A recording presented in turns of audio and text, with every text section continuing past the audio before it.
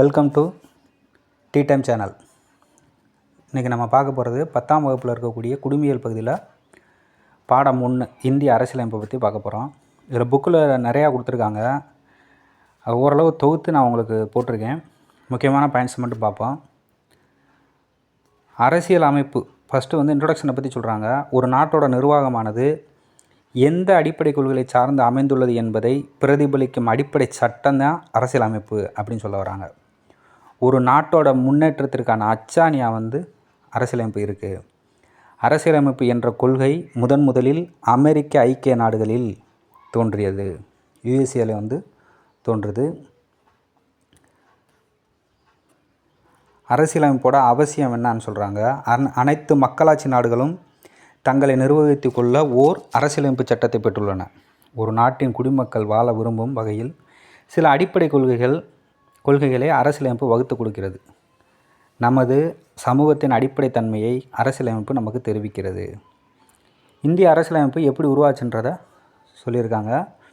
1946ஆம் ஆண்டு அமைச்சரவை தூதுக்குழு திட்டத்தின் கீழ் உருவாக்கப்பட்ட இந்திய அரசியல் நிர்ணய சபையால் அமைச்சரவை தூதுக்குழு 1946 உருவாக்குறாங்க. அந்த திட்டத்தின் கீழே தான் இந்திய அரசியல் நிர்ணய சபையை உருவாக்குறாங்க. இச்சபையில் 292 மாகாண பிரதிநிதிகள் எத்தனைன்னு தெரிஞ்சுக்கிறணும். சுதேச அரசுகளின் நியமன உறுப்பினர்கள் எத்தனை பேர் அப்படின்னு கேட்பாங்க. 93 பேர். ஒரு 292 மாகாண பிரதிநிதி, சுதேச அரசுகளின் நியமன உறுப்பினர்கள் 93 பேர், பலுசிஸ்தானின் சார்பில் ஒரே ஒருத்தர், மாகாண முதன்மை ஆணையர்கள் சார்பில் 3 பேர், மொத்தம் 389 உறுப்பினர்கள் இருக்காங்க இந்த அரசியல் நிர்ணய சபையில். இந்த அரசியல் நிர்ணய சபையோட முதல் கூட்டம் எங்கே நடந்துச்சு அப்படின்னா 1946 டிசம்பர் 9ஆம் நாள் நடைபெற்றது. முதல் கூட்டம் எப்போ நடந்துச்சுன்னா 1946 டிசம்பர் 9ஆம் நாள். இது அடிக்கடி டிஎன்பிசியில் கேட்ட கேள்வி. இச்சபையின் தற்காலிக தலைவராக அவர் டாக்டர் சச்சிதானந்த சின்ஹா தான் இருந்தாங்க. அவர் இது நடந்துக்கிட்டு இருக்கும்போது இறந்துடுறாரு.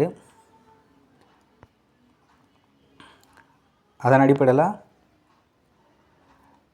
நிரந்தர தலைவராக ஒருத்தரை தேர்ந்தெடுக்கிறாங்க. யாருன்னா அவர் தான் டாக்டர் ராஜேந்திர பிரசாத் இருக்கிறாங்க. அந்த அரசியலமைப்பு நிர்ணய சபையோட துணைத் தலைவராக ஹெச்சி முகர்ஜி அப்படின்றவங்களும், விடி கிருஷ்ணமாச்சாரி. இப்போ 4 பேர் நம்ம பார்த்துருக்கோம். அரசியலமைப்பு நிர்ணய சபையோட தலைவர் தற்காலிகமாக தேர்ந்தெடுக்கப்பட்ட தலைவர் யாருன்னு பார்த்தோம். டாக்டர் சச்சிதானந்த சின்ஹா இறந்ததுக்கப்புறம் வரவர் டாக்டர் ராஜேந்திர பிரசாத். அதுக்கடுத்து துணைத் தலைவர் 2 பேர் வருவாங்க. ஹெச்சி முகர்ஜியும் விடி கிருஷ்ணமாச்சாரி 2 பேர் வருவாங்க துணைத் தலைவர். இந்த அரசியலமைப்பு நிர்ணய சபையோட அந்த சுருக்கம் எப்படின்னா, மொத்தம் எத்தனை சிட்டிங் பண்ணாங்க, மொத்த அமர்வுகளோட எண்ணிக்கை 11. எத்தனை நாட்கள் நடந்தது அப்படின்னா 166 நாட்கள் நடந்தது. திருத்தங்கள் மொத்தம் எத்தனை திருத்தங்கள் இதை கொண்டு வரதுக்காக பண்ணாங்க அப்படின்னா 2473 திருத்தங்கள் கொண்டு வந்திருக்காங்க. இந்திய அரசியலமைப்பு சட்ட வரவு குழுவின் தலைவராக டாக்டர் பிஆர் அம்பேத்கர் தலைமையின் கீழ் இந்திய அரசியலமைப்பு சட்டம் உருவாக்கப்பட்டது. இந்திய அரசியலமைப்பின் தந்தை அப்படின்னு சொல்லக்கூடியவர் அம்பேத்கர் தான். இப்போ நம்ம கதை தெளிவாக தெரியணும். இது தோன்றதுக்கு ஒரு தூதுக்குழு அமைச்சது அமைச்சரவை தூதுக்குழு தான் அமைக்கிறாங்க. அதுக்கடுத்து இந்திய அரசியல் நிர்ணய சபை உருவாக்குறாங்க. ஒரு தற்காலிக தலைவர் உருவாக்குறாங்க. அடுத்து நிரந்தர தலைவர் ஒருத்தர் வராரு. அதுக்கடுத்து துணைத் தலைவர் 2 பேர் வராங்க. அதுக்கடுத்து தான் வரைவு குழு உருவாக்கி அதில் தான் சட்டமேதை அம்பேத்கர் வராங்க. சரி, இச்சட்டம் பல பேரால் விமர்சிக்கப்படுது.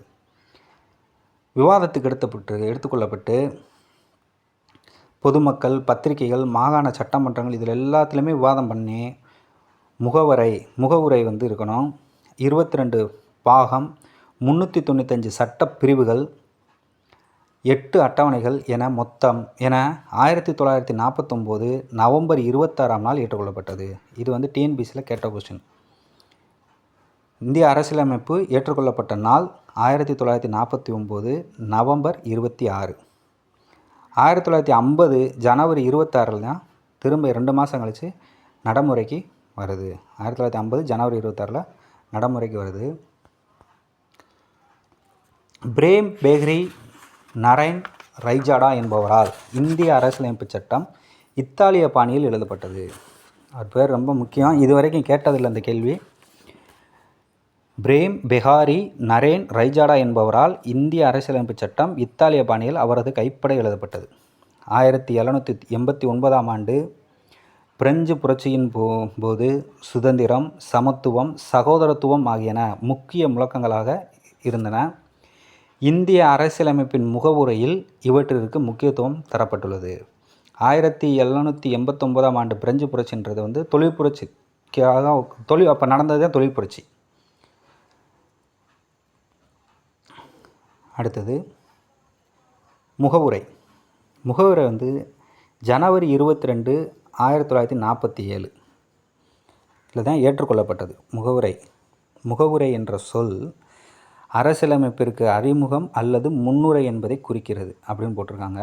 இது அரசியலமைப்பின் அடிப்படை கொள்கைகள், நோக்கங்கள் மற்றும் லட்சியங்களை உள்ளடக்கியது. இது பெரும் மதிப்புடன் அரசியலமைப்பின் திறவுகோல் என குறிப்பிடப்படுகிறது. கீழ் குறிப்பிடவற்றுள் அரசியலமைப்பு திறவுகோல் எதுன்னு கேட்டிருப்பாங்க. முகவுரை அப்படின்னு கொடுக்குறது ஆன்சர். முகவுரை 1947ஆம் ஆண்டு ஜனவரி 22ஆம் நாள் இந்திய அரசியல் நிர்ணய சபையால் ஏற்றுக்கொள்ளப்பட்ட ஜவஹர்லால் நேருவின் குறிக்கோள் தீர்மானத்தின் அடிப்படையில் இந்திய அரசியலமைப்பின் முகவுரை அமைந்துள்ளது.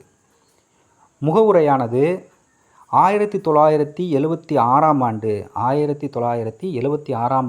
42வது அரசியலமைப்பு சட்ட திருத்தத்தின்படி தான் திருத்தப்பட்டது. அதன்படி சமதர்மம், சமய சார்பின்மை, ஒருமைப்பாடு போன்ற 3 புதிய சொற்கள் சேர்க்கப்பட்டன.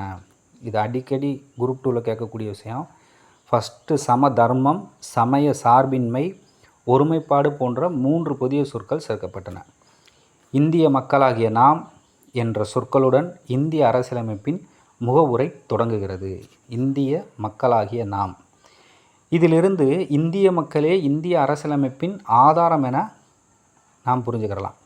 இந்தியா ஒரு இறையாண்மை மிக்க, சமதர்ம, சமய சார்பற்ற, ஜனநாயக குடியரசு என நமது அரசியலமைப்பின் முகவுரை கூறுகிறது. இந்திய குடிமக்கள் அனைவருக்கும் சமூக, பொருளாதார, அரசியல், நீதி என அனைத்திலும் பாதுகாப்பு வழங்குவது தான் இதனோட நோக்கம்.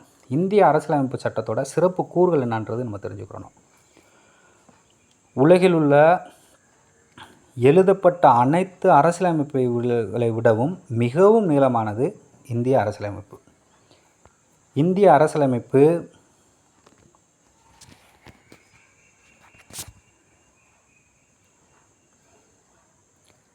இதன் பெரும்பாலான கருத்துக்கள் பல்வேறு நாடுகளின் அரசியல் அமைப்புகளிலிருந்து பெறப்பட்டவை. பல நாடுகள்கிட்டருந்து தான் கொஞ்சம் கொஞ்சமாக இதில் கனடாட்டிருந்து கொஞ்சம் அதில் இருக்கக்கூடிய நமக்கு பொருந்தக்கூடிய விஷயங்கள் எடுத்துக்கிறது. அமெரிக்காவிலேருந்து உரிமைகள் எடுத்துக்கிறது. ரஷ்யாவில் இருக்கக்கூடிய கடமைகள் நமக்கு தகுந்த மாதிரியான இருக்கிறது எடுத்துக்கிறது. இந்த மாதிரி அனைத்து நாடுகளில் இருக்கக்கூடிய ஒவ்வொரு சில விஷயங்களை நல்ல விஷயங்கள் நமக்கு அடாப்ட் ஆகிற மாதிரியான விஷயங்களை ஃபுல்லாக எடுத்து தான் நம்மளோட இந்திய அரசியலமைப்பு சட்டம் உருவாக்கப்பட்டிருக்கு. உலகில் உள்ள எழுதப்பட்ட அனைத்து அரசியலமைப்பை விடவும் மிகவும் நீளமானது. இதன் பெரும்பாலான கருத்துக்கள் பல்வேறு நாடுகளின் அரசியலமைப்புகளிலிருந்து பெறப்பட்டவை. இது நெகிழும் தன்மை கொண்டதாகவும் உள்ளது. நெகிழும் மற்றும் நெகிழா தன்மையுடையதாக உள்ளது அப்படின்னு சொல்கிறாங்க. அடுத்தது இதோட முகவுரையை பற்றி நம்ம பார்த்துட்டோம். இப்போ அடுத்தது குடியுரிமை சட்டம்.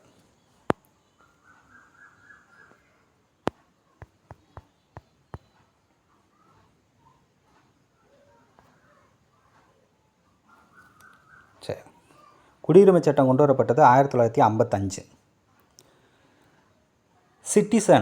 சிட்டிசன் எனும் சொல் சிவிஸ் எனும் லத்தீன் சொல்லிலிருந்து பெறப்பட்டது. சிட்டிசன்னா லத்தீன் சொல்லிலிருந்து பெறப்பட்டது. இதன் பொருள் ஒரு நகர அரசில் வசிப்பவர் என்பது பொருள். இந்த சிவிஸ் என்ற லத்தீன் சொல்லோட பொருள் என்னென்னா நகர அரசில் வசிப்பவர் என்பதாகும். இந்திய அரசியலமைப்பு இந்தியா முழுவதும் ஒரே மாதிரியான ஒற்றை குடியுரிமையை வழங்குகிறது. இந்தியாவில் பின்பற்றக்கூடிய உரிமை என்ன உரிமைனே கேட்பாங்க. இது ஒற்றை குடியுரிமை. அமெரிக்காவில் பின்பற்ற உரிமை இரட்டை குடியுரிமை. இந்திய அரசியலமைப்பின் பகுதி 2 சட்டப்பிரிவுகள் 5லிருந்து 11 வரை குடியுரிமையை பற்றி விளக்குகின்றன. இதுவுமே ஒரு exam point of view line தான். இந்திய அரசியலமைப்பின் பகுதி எதை பற்றி சொல்லுதுன்னா குடியுரிமையை பற்றி சொல்லுது. எதுலேருந்து எது முறையை சொல்லுதுன்னா 5லிருந்து 11 முறையை வந்து குடியுரிமையை பற்றி விளக்குது அப்படின்றது. இது அடிக்கடி கேட்ட கேள்வி. சரி, குடியுரிமை சட்டம் 1958 பற்றி ஒரு சின்ன விளக்கம். இந்திய அரசியலமைப்பு சட்டம் நடைமுறைக்கு வந்ததுக்கப்புறம் 1955 இயற்றப்பட்ட சட்டம் குடியுரிமை பெறணும் அல்லது மற்றும் குடியுரிமை இழத்தல் ஆகியன பற்றி விளக்கக்கூடியதே அந்த குடியுரிமை சட்டம். இச்சட்டம் அரசியலமைப்பு சட்ட திருத்தங்களால் எத்தனை முறை திருத்தப்பட்டுள்ளது அப்படின்றதும் டிஎன்பிஎஸ்சி குரூப் 2ல் வந்து வந்திருக்கு. 8 முறை திருத்தப்பட்டுள்ளது. குடியுரிமை சட்டம் 1955 8 முறை திருத்தப்பட்டுள்ளது.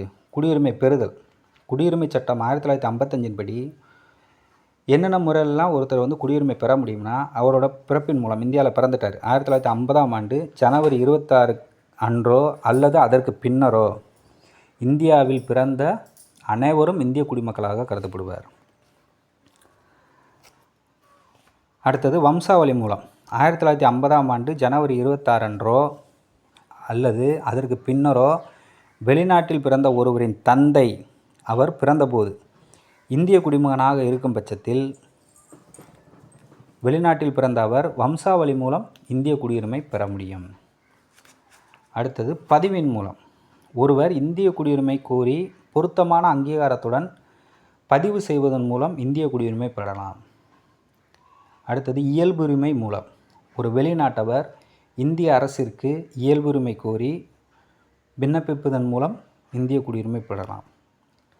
அடுத்தது பிரதேச நாடுகள் இணைவின் மூலம் பிற நாடுகள் பகுதிகள் இந்தியாவுடன் இணையும் போது இந்திய அரசு அவ்வாறு இணையும் நாடுகளின் மக்களை தமது குடிமக்களாக கருதி அவர்களுக்கு குடியுரிமை வழங்கலாம். சரி, குடியுரிமை இழத்தல் அப்படின்னா என்னென்னா, குடியுரிமை சட்டம் 1955 படி ஒருவர் சட்டத்தின் மூலமாக பெறப்பட்டதாகவோ அல்லது அரசியலமைப்பின் கீழ் முன்னுரிமையால் பெறப்பட்டதாகவோ இருக்கும் பட்சத்தில் பெற்ற குடியுரிமையை துறத்தல், முடிவுறச் செய்தல், இழத்தல் என்ற பின்வரும் 3 வழிகளில் இழப்பார். ஒரு குடிமகன், அதாவது ஒரு குடிமகன் தாமாக முன்வந்து தனது குடியுரிமையை வந்து துறக்கிறது. வேறொரு நாட்டில் குடியுரிமை பெறும்போது தாமாகவே இந்திய குடியுரிமை முடிவுக்கு வந்து விடுதல். இயல்புரிமையின் மூலம் குடியுரிமை பெற்ற ஒரு குடிமகன் மோசடி செய்து குடியுரிமை பெற்றவர், தவறான பிரதிநிதித்துவம் தந்தவர் அல்லது உண்மைகளை மறைத்தவர் அல்லது எதிரி நாட்டுடன் வாணிகம் செய்தவர் அல்லது 2 ஆண்டு காலத்திற்கு சிறை தண்டனை பெற்றவர் என்பதை மத்திய அரசு கண்டறிந்து அவர் குற்றம் புரிந்தவர் என்று திருப்திப்படும் பட்சத்தில் மத்திய அரசு அவரது குடியுரிமையை இழக்கச் செய்யும். இப்போ பெரிய பெரிய நடிகர்கள் ரகுமான் இவங்கெல்லாம் போய் வெளிநாட்டு குடியுரிமை பெற்று இருக்காங்கள்ல, அந்த மாதிரி இதுதான் இந்த சட்டம், குடியுரிமை சட்டம். சரி, நெக்ஸ்ட் வீடியோவில் இதனோட தொடர்ச்சி வந்து அடிப்படை உரிமைகள் எதில் என்னென்ன சொல்லியிருக்காங்க அப்படின்றத வரிசையாக அந்த ஒரு டாப்பிக்காக போவோம். தேங்க்யூ. இந்த வீடியோ வந்து மறக்காமல் சப்ஸ்கிரைப் பண்ணுங்கள், லைக் பண்ணி உங்கள் ஃப்ரெண்ட்ஸுக்கு ஷேர் பண்ணுங்கள். தேங்க்யூ.